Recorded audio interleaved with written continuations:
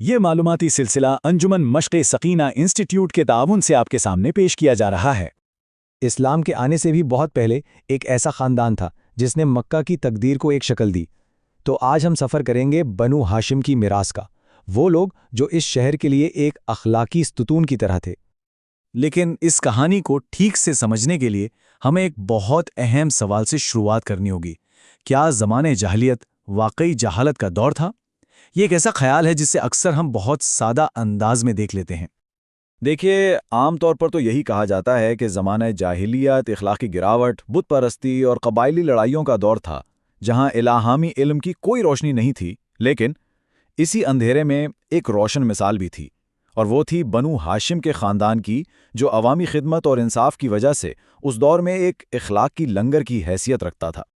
تو ہماری کہانی کا پہلا باب کھلتا ہے قصی ابن کلاب سے، جو نبی اکرم صلی اللہ علیہ وآلہ وسلم کے چوتھے پردادا تھے۔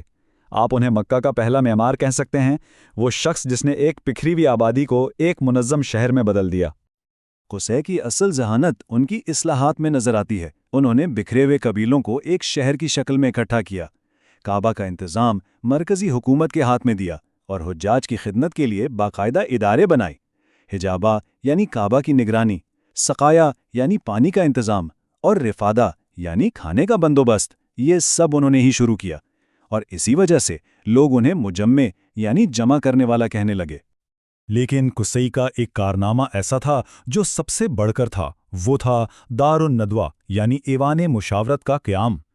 سوچیں، کعبہ کے بعد یہ مکہ کی پہلی باقاعدہ عوامی عمارت تھی جہاں قریش کے بڑے بڑے سردار مل کر سیاسی، سماجی اور تجارتی فیصلے کیا کرتے تھے۔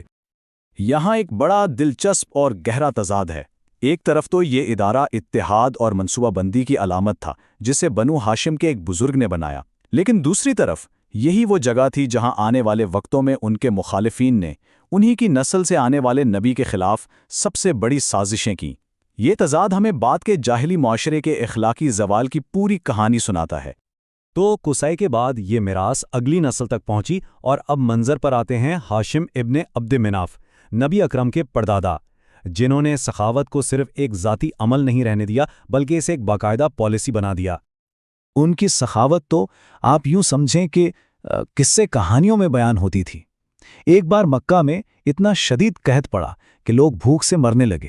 ہاشم نے ایک لمبا سفر کیا، شام پہنچے، وہاں سے روٹیاں خریدیں اور مکہ واپس آ کر پورے شہر کو کھانا کھلایا۔ اور پتہ ہے، اسی واقعے سے انہیں اپنا نام ہاشم ملا، کیونکہ وہ بھوکے لوگوں کے لیے شوربے میں روٹی کو چور چور کر کے ڈالتے تھے، تو ہاشم کا مطلب ہی چور چور کرنے والا بن گیا۔ ان کا نام ہی ان کے کام کی پہچان بن گیا۔ لیکن ہاشم کا کمال صرف یہ نہیں تھا کہ وہ خود سخی تھے، نہیں، انہوں نے سخاوت کو ایک پورے سسٹم میں بدل لیا۔ انہوں نے قریش کے لیے گرمیوں اور سردیوں کے مشہور تجارتی قافلے شروع کیے، جس سے قبیلہ بہت امیر اور طاقتور ہو گیا۔ لیکن اس سے بھی اہم بات یہ تھی کہ انہوں نے ہر تاجر پر یہ لازم کر دیا کہ وہ اپنے منافع کا ایک حصہ قبیلے کے غریبوں کے ساتھ بانٹیں۔ اس منظم معاشی انصاف کی وجہ سے اندرونی جھگڑے کم ہوئے اور بنو ہاشم کا اخلاقی وقار آسمان پر پہنچ گیا۔ اب ہم کہانی کے ایک اور اہم موڑ پر آتے ہیں اور بات کرتے ہیں نبی اکرم کے دادا عبد المطلب کی۔ وہ اپنی حکمت اور مکہ کی روحانی وراثت کے حقیقی محافظ کے طور پر جانے جاتے تھے۔ عبد المطلب کی زندگی کا سب سے بڑا اور شاید سب سے معجزاتی کارنامہ زمزم کے اس کنویں کو دوبارہ ڈھونڈنا تھا جو وقت کی گرد میں کہیں کھو چکا تھا۔ انہیں لگاتار 3 رات خواب میں اشارہ ہوا کہ وہ اس کنویں کو دوبارہ کھودیں۔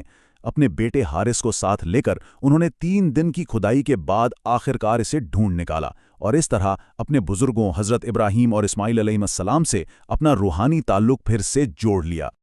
پھر آیا وہ سال، سن 570 عیسوی، جسے تاریخ عام الفیل یعنی ہاتھیوں کا سال کے نام سے یاد کرتی ہے، جب حبشہ کا کمانڈر ابراہہ ایک بہت بڑی فوج لے کر کعبہ کو گرانے کے ارادے سے مکہ پر چڑھایا۔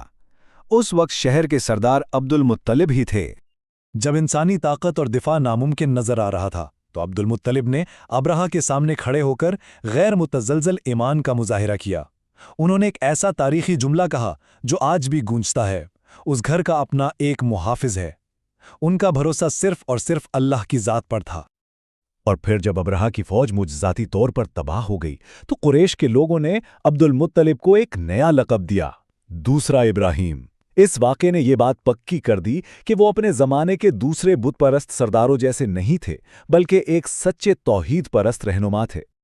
عبد المطلب کی زندگی کا ایک اور بہت ذاتی اور اہم واقعہ ان کے بیٹے عبداللہ یعنی نبی اکرم کے والد سے جڑا ہے۔ ایک منت کی وجہ سے ان کی قربانی کا موقع آ گیا تھا، لیکن پھر ان کی جان کے بدلے 100 اونٹوں کا فدیہ دیا گیا۔